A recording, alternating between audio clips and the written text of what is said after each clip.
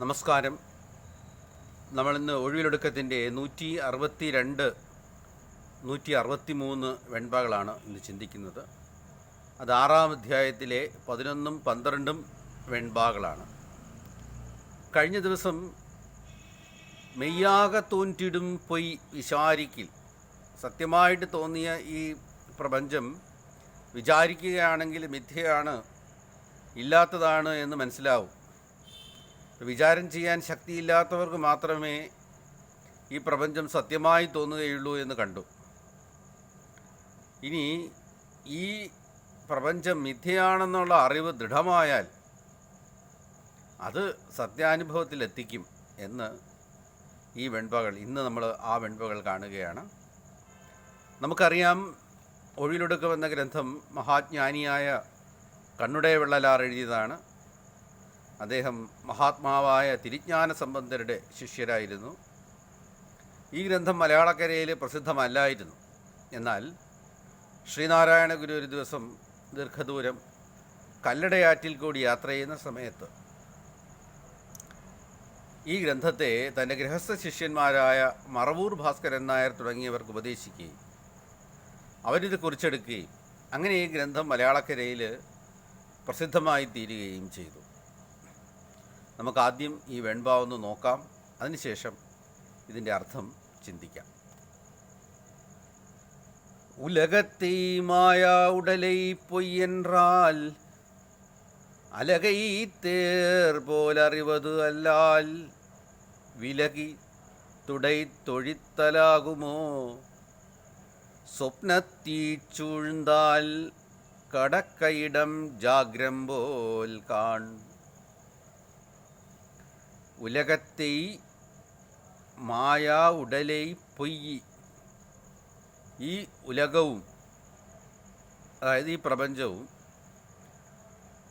മായാ ഉടലൈ, ഈ നമ്മുടെ കാണുന്ന ദേഹവും നമ്മുടെ ശരീരവും എല്ലാം മായയാണ്, പൊയ്, മിഥ്യയാണെന്ന് പറഞ്ഞാൽ അലകൈത്തേർ പോലറിവത് അല്ലാൽ. അലകൈത്തേർ എന്ന് വെച്ചാൽ അലയടിക്കുന്ന ജലം പോലെ. എവിടെ? മരുഭൂമിയിലെ മരുപ്പച്ചയിൽ. മരുഭൂമിയിലെ മരുപ്പച്ചയിൽ ജലം അലയടിക്കുന്നതായി തോന്നിയാലും അവിടെ ഒരു തുള്ളി ജലം പോലുമില്ല. അതുപോലെ ഈ പ്രപഞ്ചം ഭാസിക്കുന്നതായി നമുക്ക് തോന്നിയാലും ഇതിൻ്റെ ഒരു കണിക പോലും യഥാർത്ഥത്തിൽ ബ്രഹ്മത്തില്ല എന്ന് നിനക്ക് മനസ്സിലായാൽ വിലകിത്തുടൈ തൊഴിത്തലാകുമോ. അപ്പോൾ അത് തുടച്ചു കളയേണ്ട ആവശ്യമില്ല. കാരണം ഇല്ലാത്തതാണെങ്കിൽ നമുക്കത് തോന്നും. ഇപ്പോൾ മരുഭൂമിയിലെ മരുപ്പച്ച അല്ലെങ്കിൽ ജലം ഇല്ലാത്തതാണെന്ന് നമുക്ക് മനസ്സിലായാലും അത് അവിടെ തന്നെ കാണും. അത് നമ്മുടെ കാഴ്ചയ്ക്ക് അവിടെ ഉണ്ടാവും. അതുപോലെ ഈ പ്രപഞ്ചം ഇല്ലാത്തതാണ് എന്ന് നമ്മൾ മനസ്സിലാക്കിയാലും ജാഗ്രതയിൽ ഉണർന്നു വരുമ്പോൾ ഈ പ്രപഞ്ചം കാണും. അപ്പോൾ അതിനെ നീ തുടച്ചു കളയാനായിട്ടൊന്നും എഫർട്ട് എടുക്കണ്ട. കാരണം അത് ഇല്ലാത്തതാണെന്ന് മനസ്സിലാക്കിയാൽ മാത്രം മതി. സ്വപ്നം പോലെയോ ഇന്ദ്രജാലം പോലെയോ ഒക്കെ തോന്നുന്ന ഒരു വിഷ്വൽ ഹാലൂസിനേഷൻ, വെറും ഒരു ദൃശ്യ മിഥ്യ ജാലമാണ് എന്ന് മാത്രം മനസ്സിലാക്കിയാൽ മതി. അതിനെ നീ തുടച്ചില്ലാതാക്കാനായിട്ട് ശ്രമിക്കേണ്ട. വിലകിത്തുടൈ തൊഴിത്താലാകുമോ, ഏതുപോലെ ഇനി അത് ഇല്ലാതാകുന്നത് എപ്പോഴാണെന്ന് പറയാണ്. സ്വപ്നത്തീ ചൂഴ്ந்தாൽ, ഈ സ്വപ്നത്തിൽ നീ തീയുള്ള ഒരിടത്ത് പെട്ടുപോയെന്നിരിക്കട്ടെ, തീയുള്ള ഒരു റൂമിനകത്ത് പെട്ടുപോയി. അതിന് എങ്ങനെ രക്ഷപ്പെടാം? വെള്ളം കൊണ്ടൊന്ന് ഒഴിച്ചാണോ രക്ഷപ്പെടുന്നത്? സ്വപ്നത്തിൽ തീ ചൂഴ്ந்தாൽ, തീ മൂടിയാൽ നിങ്ങൾ ജാഗ്രതയിലേക്ക് ഉണരുമ്പോൾ ആ തീയെല്ലാം ഇല്ലാതാകും. നല്ല തണുപ്പത്ത് കിടന്ന് ഉറങ്ങുകയാണെന്ന് മനസ്സിലാവും. സ്വപ്നത്തിൽ കണ്ട തീ അവിടെ ഒരു ചൂടുമില്ല, നിങ്ങൾ തണുപ്പത്താണ് കിടക്കുന്നത്, നല്ല കമ്പിളിയൊക്കെ പുതച്ചാണ് കിടക്കുന്നതെന്ന് മനസ്സിലാകും. അപ്പോൾ അങ്ങനെ രക്ഷപ്പെടാനുള്ള ഇടം, സ്വപ്നത്തിലെ തീ ചൂഴ്ന്നാൽ രക്ഷപ്പെടാനുള്ളതിൻ്റെ ഇടമെന്ന് പറയുന്നത് ജാഗ്രത ആണ്.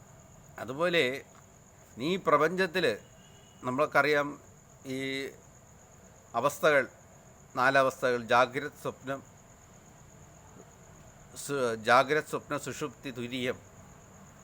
അപ്പോൾ ഈ ജാഗ്രത് എന്നുള്ള അവസ്ഥയിൽ നിന്ന് രക്ഷപ്പെടണമെങ്കിൽ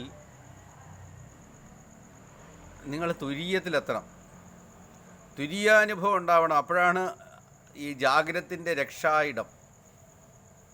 അപ്പോൾ ഏതുപോലെയാണോ സ്വപ്നത്തിൽ തീ ചൂഴ്ന്താൽ ജാഗ്രതയിലേക്ക് വരുന്നതാണ് അതിൻ്റെ രക്ഷായിടം എന്നതുപോലെ ഈ ജാഗ്രത കാണുന്ന മിഥ്യാനുഭവങ്ങൾക്കെല്ലാം ഒരു രക്ഷായിടം എന്ന് പറയുന്നത് ഈ തുരീയ അനുഭവമാണ്, സത്യാനുഭവം. അപ്പോൾ എപ്പോഴാണോ നിങ്ങൾക്ക് ഈ ജാഗ്രതയിൽ നിന്ന് ഉണർന്നിട്ട്, ഇതൊരു ദീർഘസ്വപ്നമാണ്, ഇതിൽ നിന്ന് ഉണർന്നിട്ട് ഈ തുര്യാനുഭവത്തിൽ എത്തിച്ചേരുന്നത്, അപ്പോൾ നിങ്ങളുടെ ഈ മിഥ്യാനുഭവം ഇല്ലാതാകും. നമ്മൾ മലയാളത്തിൽ നമ്മൾ കണ്ടിട്ടുണ്ട്,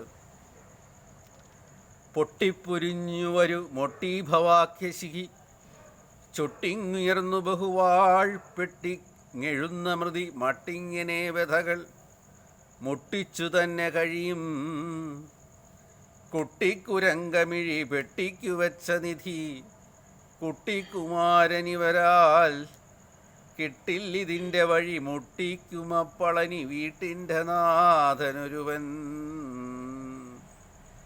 ഈ ജഗത്ത് വിചാരം ചെയ്തില്ലെങ്കിൽ എന്തു പറ്റും? ഈ പൊരി ഇങ്ങനെ ചൂടാക്കുമ്പോൾ അത് വലുതായി വരും. അതുപോലെ ഈ പ്രപഞ്ചം, ഈ സംസാര ഭ്രാന്തി വികസിച്ച് വരും. അപ്പോൾ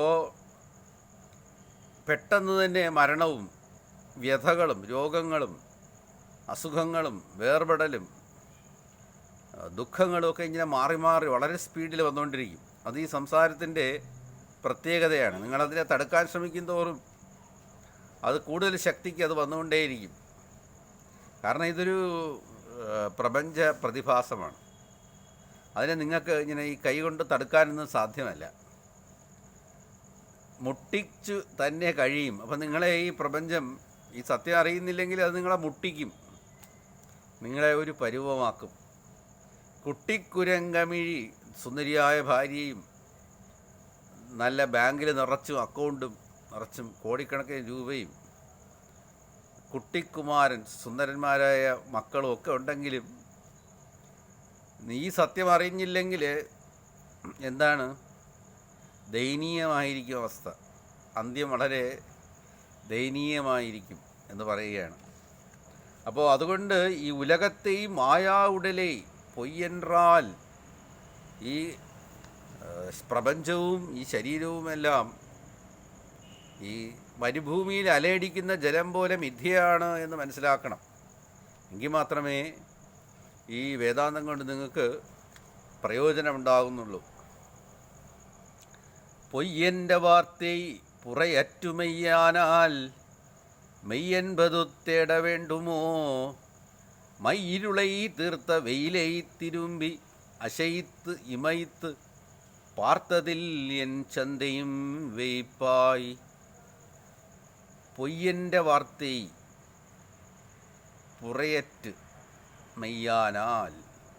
ഇപ്പോൾ ഈ പ്രപഞ്ചം പൊയ്യാണ് എന്നുള്ള വാർത്ത എങ്ങനെ അറിയണം?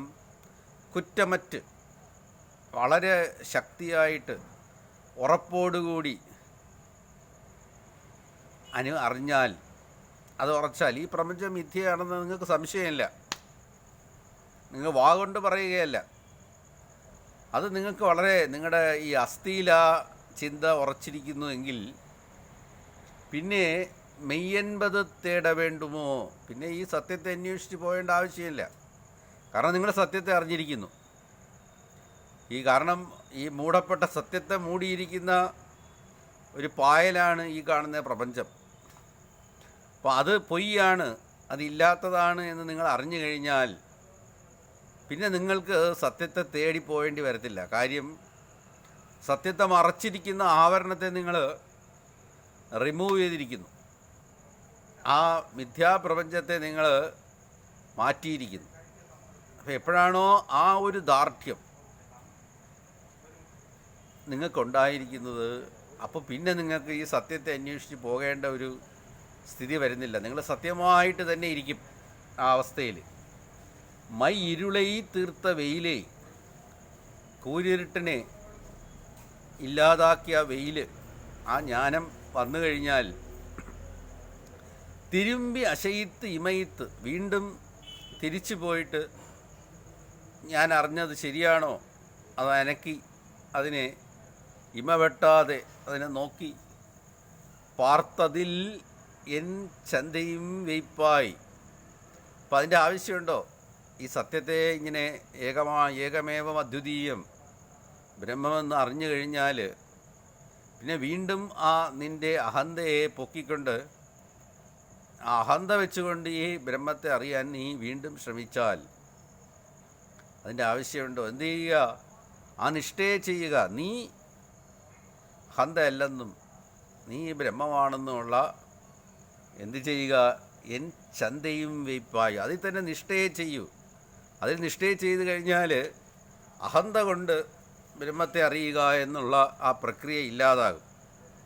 നീ തന്നെ അതായിത്തീരും. ഇപ്പം നീ അന്യമായിട്ട് നിന്ന് ബ്രഹ്മത്തെ അറിയുക എന്നുള്ള പ്രോസസ്സ് ഇല്ലാതാവും. മലയാളത്തിൽ നമ്മൾ കണ്ടിട്ടുണ്ട്, വൈശാഖ ഷഷ്ടിയിൽ ദേഹത്തിൻ ഞാനിനിതിടാഹന്ത മർത്യൻ അതിമോഹത്തിനാസ്പദം അതർക്കോഹം വിവേകമോടെ രോഹം വിനാപിനിജ സോഹം നിലക്കിടവരാ ആഹന്യമാനമപി ലോകത്തിനമൃദു തദാഹത്തെ വിട്ടുവരികില്ലാഹന്ത തൽപ്പളനിഗേഹസ്തവഹ്നിമയി ലേഹത്തിലേറി വരണം. അപ്പോൾ ദേഹത്തിൽ ഞാൻ ശരീരമാണ് എന്നുള്ള ദൃഢചിന്ത, അതാണ് ഈ മോഹത്തിന്, ഈ പ്രപഞ്ചം സത്യമാണ് എന്നുള്ള മോഹത്തിന് ആസ്പദം. അപ്പോൾ ഈ പ്രപഞ്ചം പൊയ്യാണ് എന്നുള്ള ആ ദാർഢ്യം ഇല്ലാതാക്കണമെങ്കിൽ ഞാൻ ദേഹമാണെന്നുള്ള ചിന്തയെ ആദ്യം തന്നെ കൈവിടണം. അപ്പോൾ വിവേകത്തോടുകൂടി ആ ഒരു പാർട്ട്, അതായത് ഞാൻ ദേഹമല്ല എന്നും ഈ പ്രപഞ്ചം സത്യമല്ല എന്നും നിങ്ങൾ ഉറപ്പിച്ചില്ലെങ്കിൽ സോഹം നിലക്കിടവരാ, സോഹം ആ സത്യം ഞാനാണ് എന്നുള്ള നില അറിയാതെ മരിക്കാനിട വരും. ആഹന്യമാനമപി ലോകത്തിനം മൃദു, ഈ പ്രപഞ്ചം നശ്വരമാണെങ്കിലും ഈ നമ്മുടെ ഉള്ളിലിരിക്കുന്ന അഹന്ത എന്തു ചെയ്യും? ദേഹത്തെ വിട്ട് മാറാനായിട്ട് അത് സമ്മതിക്കത്തില്ല. അതിൽ തന്നെ ഒട്ടി ആ അഹന്ത നിലനിർത്തിക്കൊണ്ട് ഈ ദേഹത്തെയും ഈ ആത്മാവിനെയൊക്കെ അറിയാൻ ശ്രമിക്കും.